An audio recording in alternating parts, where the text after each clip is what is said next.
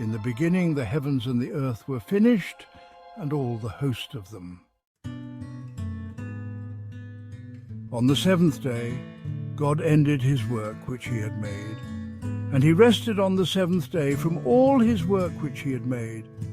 God blessed the seventh day and sanctified it, because in it he had rested from all his work which God created and made. These are the generations of the heavens and of the earth when they were created, in the day that the Lord God made the earth and the heavens. Every plant of the field before it was in the earth, and every herb of the field before it grew. For the Lord God had not caused it to rain upon the earth, and there was not a man to till the ground. But there went up a mist from the earth, and watered the whole face of the ground. And the Lord God formed man of the dust of the ground, and breathed into his nostrils the breath of life, and man became a living soul. And the Lord God planted a garden eastward in Eden, and there he put the man whom he had formed. And out of the ground made the Lord God to grow every tree that is pleasant to the sight, and good for food, the tree of life also in the midst of the garden, and the tree of knowledge of good and evil. A river went out of Eden to water the garden, and from thence it was parted and became into 4 heads. The name of the first is Pison, that is it which compasseth the whole land of Havilah, where there is gold.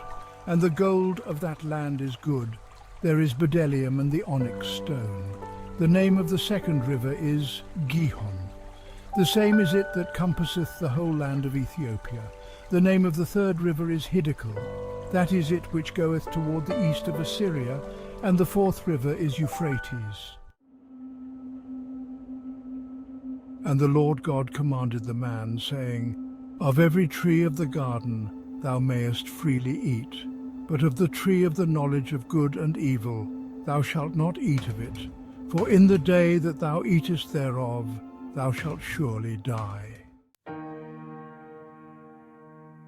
Out of the ground the Lord God formed every beast of the field and every fowl of the air, and brought them unto Adam to see what he would call them. And whatsoever Adam called every living creature, that was the name thereof.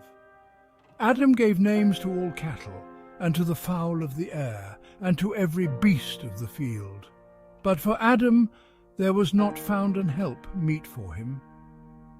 And the Lord God caused a deep sleep to fall upon Adam, and he slept.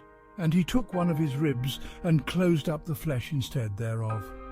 And the rib which the Lord God had taken from man made he a woman, and brought her unto the man.